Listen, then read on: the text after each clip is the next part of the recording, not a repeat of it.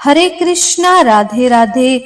दूसरा अध्याय यम मार्ग की यातनाओं का वर्णन। वैतरणी नदी का स्वरूप। यम मार्ग के 16 पुरों में क्रमशः गमन तथा वहां पुत्र आदि को द्वारा दिए गए पिंड दान को ग्रहण करना। गरुड़ जी ने कहा, हे केशव, यमलोक का मार्ग किस प्रकार दुखमयी होता है? पापी लोग वहां किस प्रकार जाते हैं, वह मुझे बताइए। श्री भगवान बोले, हे गरुड़, महान दुख प्रदान करने वाले यम मार्ग के विषय में मैं तुमसे कहता हूँ। मेरा भक्त होने पर भी तुम उसे सुनकर कांप उठोगे। यम मार्ग में वृक्ष की छाया नहीं है जहाँ प्राणी विश्राम कर सके। उस यम मार्ग में अन्न आदि भी नहीं है जिससे कि वह अपने प्राणों की रक्षा कर सके। हे खग, वहां कहीं जल भी नहीं दिखता जिससे अत्यंत तृष्णातुर वह जीव पानी पी सके। वहां प्रलय काल की भांति 12 सूर्य तपते रहते हैं। उस मार्ग में जाता हुआ पापी कभी बर्फीली हवाओं से पीड़ित होता है तथा कभी कांटे चुभते हैं और कभी महाविषधर सर्पों के द्वारा डसा जाता है। वह पापी कहीं सिंहों, व्याघ्रों और भयंकर कुत्तों द्वारा खाया जाता है तो कहीं बिच्छुओं द्वारा डसा जाता है और कहीं उसे आग से जलाया जाता है। तब कहीं अति भयंकर महान असिपत्रवन नामक नरक में वह पहुंचाया जाता है जो 2000 योजन विस्तार वाला कहा गया है। वह वन कुओं, उल्लू और वटों, पक्षी विशेषों, गिद्धों, सर्गों तथा डांसों से व्याप्त है, जिसमें चारों ओर दवाग्नि व्याप्त है। ऐसी पत्र के पत्ते से वह जीव उस वन में छिन्न छिन्न हो जाता है।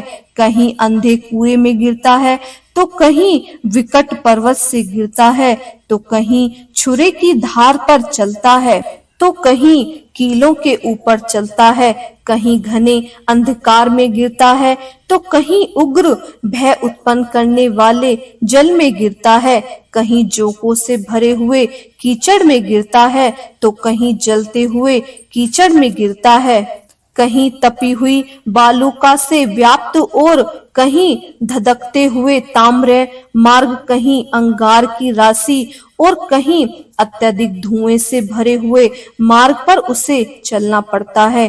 कहीं अंगार की वृष्टि होती है तो कहीं बिजली गिरने के साथ शिला वृद्धि होती है तो कहीं रक्त की, कहीं शस्त्र की और कहीं गर्म जल की वृद्धि होती है। कहीं खारे कीचड़ की वृष्टि होती है और मार्ग में कहीं गहरी खाई होती है, कहीं पर्वत शिखरों चढ़ाई और कहीं कंदराओं में प्रवेश करना पड़ता है। वहां मार्ग में कहीं घना अंधकार है तो कहीं दुखों से चढ़ी जाने योग्य शिलाएं हैं, कहीं मवाद, रक्त तथा विशिष्ट से भरा हुआ तालाब है। यम मार्ग के बीचों बीच अत्यंत उग्र और घोर वैतरणी नदी होती है। वह देखने पर दुखदायिनी हो तो क्या आश्चर्य है, उसकी वार्ता भी भय पैदा करने वाली है। वह 100 योजन चौड़ी है, उसमें पीब, मवाद और शोणित रक्त बहते रहते हैं। हड्डियों के समूह से तट बने हैं, अर्थात उनके तट पर हड्डियों का ढेर लगा रहता है। मांस और रक्त के कीचड़ वाली वह नदी दुखों से पार की जाने वाली है।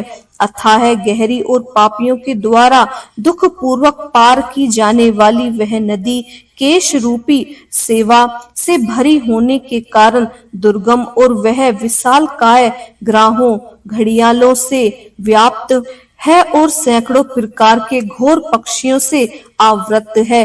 हे गरुड़, आए हुए पापी को देखकर वह नदी ज्वाला और भूम से भरकर कड़ाहे में रखे घृति की भांति खोलने लगती है। वह नदी सुई के समान मुख वाले भयंकर कीचड़ से चारों ओर से व्याप्त है। व्रज के समान चोंच वाले बड़े बड़े गिद्ध एवं कोए से घिरी हुई है। वह नदी शिशु मार्ग, मगर, जोक, मछली, कछुए तथा अन्य मांस भक्षी जलचर जीवों से भरी हुई है। उसके प्रवाह में गिरे हुए बहुत से पापी रोते चिल्लाते हैं और हे भाई, हा पुत्र, हा तात, इस प्रकार कहते हुए बार बार विलाप करते हैं। भूख और प्यास से व्याकुल होकर पापी जीव रक्त का पान करता है। वह नदी झाकपूर्ण रक्त के प्रवाह से व्याप्त मां है, घोर, अत्यंत गर्जना करने वाली, देखने में दुख पैदा करने वाली तथा भयावह है। उसके दर्शन मार्ग से पापी चैतन्य शून्य हो जाते हैं। बहुत से बिच्छू तथा काले सर्प से व्याप्त उस नदी के बीच में गिरे हुए पापियों की रक्षा करने वाला कोई नहीं है। उसके सैकड़ों हजारों भंवरों में पड़कर पापी पाताल में चले जाते हैं, क्षण भर पाताल में रहते हैं और एक क्षण में ही ऊपर चले आते हैं। हे खग, वह नदी पापियों के गिरने के लिए ही बनाई गई है। उसका पार नहीं दिखता। वह अत्यंत दुख पूर्वक तरने योग्य तथा बहुत दुख देने वाली होती है। इस प्रकार बहुत प्रकार के कलेशों से व्याप्त अत्यंत दुखप्रद यम मार्ग में रोते चिल्लाते हुए दुखी पापी जाते हैं। कुछ नरक के अग्रभाग में लगे हुए पाश के और कुछ कान में लगे हुए पास से खींचे जाते हैं, कुछ काल पास से खींचे जाते हैं और कुछ कोण से खींचे जाते हैं। वे पापी गर्दन, हाथ तथा पैरों से जंजीरों से बंधे हुए तथा अपनी पीठ पर लोहे के भार को ढोते हुए मार्ग पर चलते हैं। अत्यंत घोर यम दूतों के द्वारा मुदगरों से पीटे जाते हुए वे मुख से रक्त वमन करते हुए तथा वमन किए हुए रक्तों को पुनः पीते हुए जाते हैं।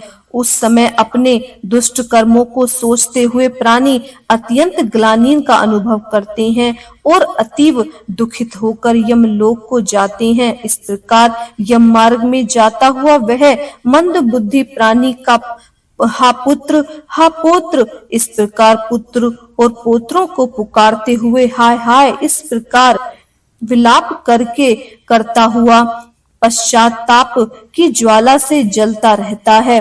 वह विचार करता है कि महान पुण्यों के संबंध से मनुष्य जन्म प्राप्त होता है। उसे प्राप्त करके भी मैंने धर्म आचरण नहीं किया। यह मैंने क्या किया? मैंने दान दिया नहीं, अग्नि में हवन किया नहीं, तपस्या की नहीं, देवताओं की भी पूजा की नहीं, विधि विधान से तीर्थ सेवा भी नहीं की। अतः हे जीव, जो तुमने किया है उसका फल भोगो।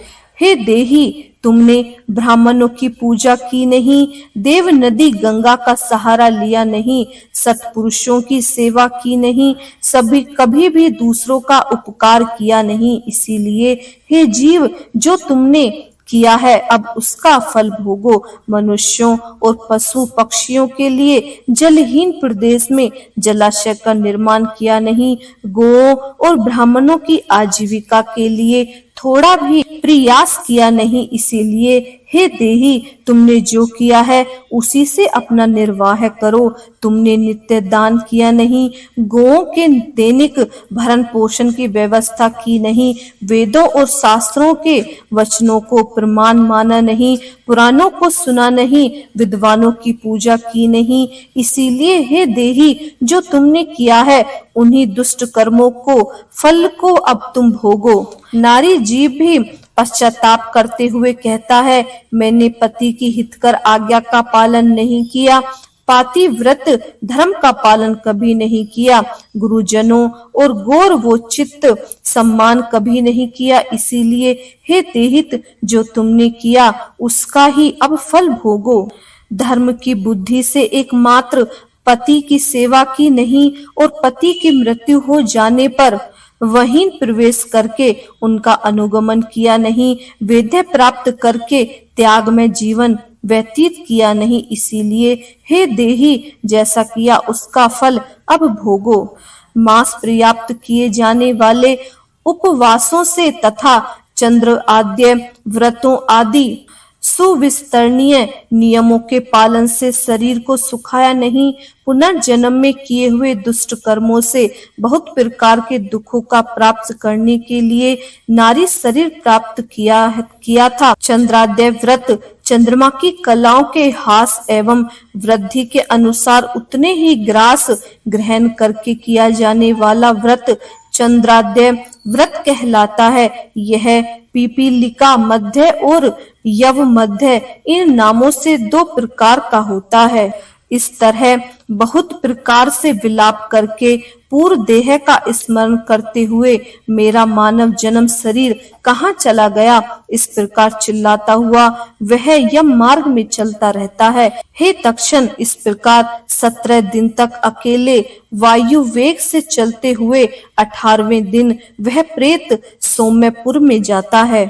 उस रमणीय श्रेष्ठ सौम्यपुर में प्रेतों का महान गण रहता है। वहां पुष्प भद्रा नदी और अत्यंत प्रिय देखने वाला वट वृक्ष है। उस पुरी में यमदूतों के द्वारा उसे विश्राम कराया जाता है। वहां दुखी होकर वह स्त्री पुत्रों के द्वारा प्राप्त सुखों का स्मरण कराता है। वह अपने धन भृत्य और पौत्र आदि के विषय में जब सोचने लगता है तो वहां रहने वाले यम के किंकर उसे इस प्रकार कहते हैं, धन कहाँ है, पुत्र कहाँ है, पत्नी कहाँ है, मित्र कहाँ है, बंधु बांधव कहाँ है। हे मूढ़ जीव, अपने कर्मोपार्जित फलों को ही भोगता है, इसीलिए सुदीर्घ काल तक इस यम मार्ग पर चलो। हे परलोक के राही, तू यहाँ यह जानता है कि राहीगिरी का बल और संबल पाथेय ही होता है, जिसके लिए तूने प्रयास तो किया नहीं।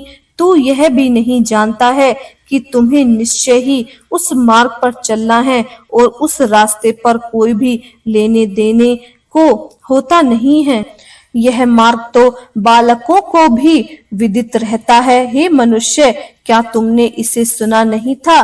क्या तुम्हें ब्राह्मणों के मुख से पुराणों के वचन सुने नहीं थे? इस प्रकार कहकर मुद्गरों से पीटा जाता है और वह जीव गिरते पड़ते दौड़ते हुए बलपूर्वक पासों से खींचा जाता है। यहाँ स्नेह अथवा कृपा के कारण पुत्र पौत्रों द्वारा दिए हुए मानसिक पिंडों को खाता है और उसके बाद वह जीव सौरीपुरी को प्रस्थान करता है। उस सौरीपुरी में काल के रूप को धारण करने वाला जंगम नामक राजा रहता है। उसे देखकर जीव भयभीत होकर विश्राम करना चाहता है। उस पुरे में गया हुआ वह जीव अपने स्वजनों के द्वारा दिए हुए त्रैपाक्षिक अन्न जल को खाकर उस पुर को पार करता है। उसके बाद शीघ्रता पूर्वक वह प्रेत नगेंद्र भवन की ओर जाता है और वहां भयंकर वनों को देखकर दुखी होकर रोता है। दया रहित दूतों के द्वारा खींचे जाने पर वह बार बार रोता है और 2 मास के अंत में वह दुखी होकर वहां जाता है। बांधवों द्वारा दिए गए पिंड जल वस्त्र का उपभोग करके यम किंकरों के द्वारा पास से बार बार खींचकर पुनः आगे ले जाया जाता है। तीसरे मास में वह गंधर्व नगर को प्राप्त होता है और वहां त्रैमासी पिंड खाकर आगे चलता है। चौथे मास में वह शेला मार्गपुरी में पहुंचता है और वहां प्रेत के ऊपर बहुत अधिक पत्थरों की वर्षा होती है। वहां चौथे मास पिंडों को खाकर वह कुछ सुखी होता है। उसके बाद 5वें महीने में वह प्रेत कोंचुपुर पहुंचता है। हे तक्षण, इस प्रकार 17 दिन तक अकेले वायु वेग से चलते हुए 18वें दिन वह प्रेत सौम्यपुर में जाता है। उस रमणीय श्रेष्ठ सौम्यपुर में प्रेतों का महान गण रहता है। वहां पुष्प भद्रा नदी और अत्यंत प्रिय देखने वाला वट वृक्ष है। उस पुरी में यमदूतों के द्वारा उसे विश्राम कराया जाता है। वहां दुखी होकर वह स्त्री पुत्रों के द्वारा प्राप्त सुखों का स्मरण कराता है।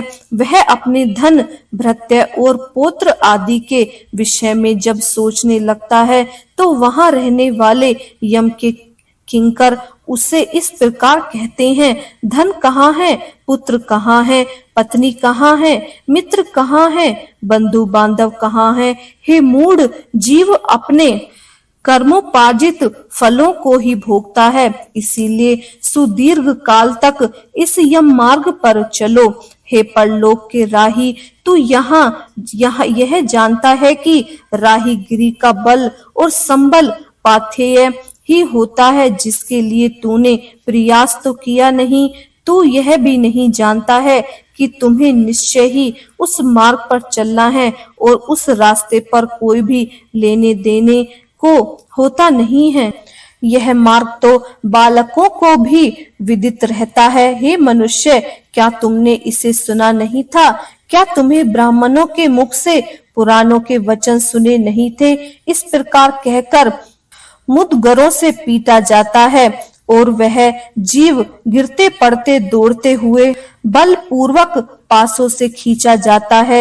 यहाँ स्नेह अथवा कृपा के कारण पुत्र पौत्रों द्वारा दिए हुए मानसिक पिंडों को खाता है और उसके बाद वह जीव सोरीपुरी को प्रस्थान करता है।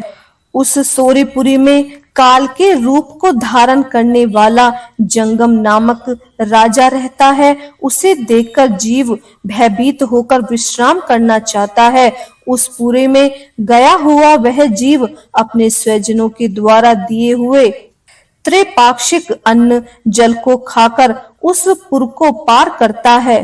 उसके बाद शीघ्रता पूर्वक वह प्रेत नगेंद्र भवन की ओर जाता है और वहां भयंकर वनों को देखकर दुखी होकर रोता है।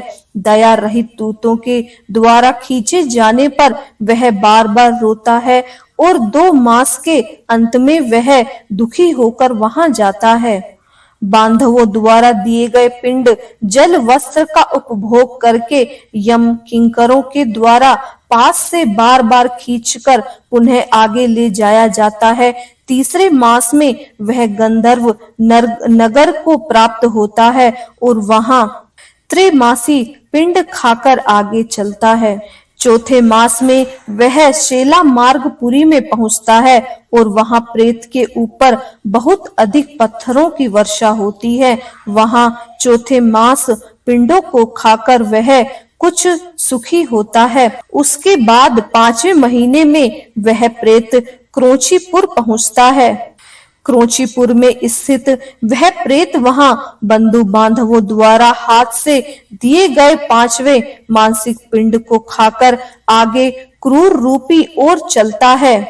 5.5 मास के बाद बंधु बांधवों द्वारा प्रदत्त उन शान मासिक पिंड और घट दान से तृप्त होकर वह वहां आधे मुहूर्त तक विश्राम करके यमदूतों के द्वारा डराए जाने पर दुख से कांपता हुआ उस पुरी को छोड़कर चित्र भवन नामक पुरी को जाता है, जहां यम का छोटा भाई विचित्र नाम वाला राजा रहता है। उस विशाल शरीर वाले राजा को देखकर जब वह जीव डर से भागता है, तब सामने आकर के वर्त धीवर उससे यह कहते हैं, हम इस महावेतरणी नदी को पार करने वालों के लिए नाव लेकर आए हैं। यदि तुम्हारा इस प्रकार का पुण्य हो तो इसमें बैठ सकते हो। तत्वदर्शी मुनियों ने दानों को ही वितरण देकर या बांटना कहा है। यह वेतरणी नदी वितरण के द्वारा ही पार की जा सकती है, इसीलिए इसको वेतरणी नदी कहा जाता है। यदि तुमने वेतरणी गो का दान किया हो तो नौका तुम्हारे पास आएगी, अन्यथा नहीं। उसके ऐसे वचन सुनकर प्रेत, हाँ देव ऐसा कहता है, उस प्रेत को देखकर वह नदी खोलने लगती है और उसे देखकर प्रेत अत्यंत क्रंदन विलाप करता हुआ रोने लगता है। जिसने अपने जीवन में दान दिया ही नहीं है, ऐसी पाप आत्मा उसी वैतरणी में डूब जाती है। तब आकाश मार्ग से चलने वाले दूत उसके मुख में कांटा लगाकर बंसी से मछली की भांति उसे खींचते हुए पार ले जाते हैं। वहां शान मानसिक पिंड खाकर वह अत्यधिक भूख से पीड़ित होकर विलाप करता हुआ आगे के रास्ते पर चलता है। 7वें मास में वह पदपुर को जाता है और वहां अपने पुत्रों द्वारा दिए हुए सप्तम मानसिक पिंड को खाता है। हे पक्षी राज गरुड़, उस पुर को पार कर वह दुखद नामक पुरको को जाता है। आकाश मार्ग से जाता हुआ वह महान दुख प्राप्त करता है। वहां 8वें मास में दिए हुए पिंड को खाकर आगे बढ़ता है और 9वां मास पूर्ण होने पर नाना क्रंदरपुर को प्राप्त होता है। वहां क्रंदन करते हुए अनेक भयावह क्रंदन गणों को देखकर स्वयं शून्य हृदय वाला वह जीव दुखी होकर आक्रंदन करने लगता है।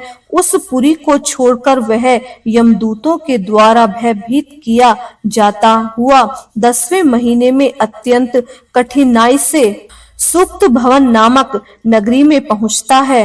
वहां पुत्र आदि से पिंडदान और जलांजलि प्राप्त करके भी सुख नहीं होता।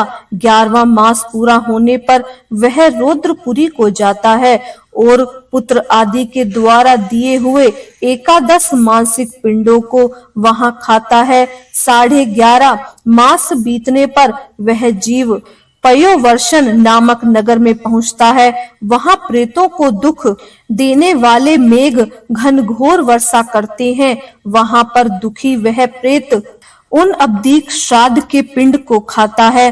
इसके बाद वर्षा पूरा होने पर वह जीव क्षितिढ्य नामक नगर को प्राप्त होता है। वहां हमसे भी 100 गुनी अधिक महान ठंड पड़ती है। शीत से दुखी तथा क्षुधित वह जीव इस आशा से 10 दिशाओं में देखता है कि शायद कहीं कोई हमारा बांधव हो जो हमारे दुखों को दूर कर सके। तब यम के दूत कहते हैं, तुम्हारा ऐसा पुण्य कहाँ है? फिर वार्षिक पिंडों को खाकर वह धैर्य धारण करता है। उसके बाद वर्ष के अंत में यमपुर के निकट पहुंचने पर वह प्रेत बहुभीतिपुर में जाकर हाथ भर माप के अपने शरीर को छोड़ देता है और हे पक्षी, पुनः कर्म भोग के लिए अंगुष्ठान मात्र के वायु स्वरूप यातना देह को प्राप्त करके वह यमदूतों के साथ जाता है। हे कश्यप आत्मज, जिन्होंने ऊर्ध्व देही मरणकालीन दान नहीं दिए हैं, वे यमदूत के द्वारा दृढ़ बंधनों से बंधे हुए अत्यंत कष्ट से यमपुरी को जाते हैं। हे आकाशम गमी, धर्मराजपुर में 4 द्वार हैं, जिसमें से दक्षिण द्वार के मार्ग का तुमसे वर्णन कर दिया है। इस महान भयंकर मार्ग में भूख प्यास और श्रम से दुखी जीव जिस प्रकार जाते हैं वह सब मैंने बतला दिया है। अब और तुम क्या सुनना चाहते हो? इस प्रकार गरुड़ पुराण के अंतर्गत सारोद्धार में यम मार्ग के निपुण नामक दूसरा अध्याय पूर्ण हुआ। उम्मीद है आपको ये अध्याय बहुत पसंद आया होगा और यदि पसंद आया है तो प्लीज हमारे चैनल को सब्सक्राइब कीजिए, लाइक कीजिए और इस वीडियो को ज्यादा से ज्यादा शेयर कीजिए ताकि और लोग भी इसका लाभ उठा सकें और आपको पुण्य की प्राप्ति हो। हरे कृष्णा, राधे राधे।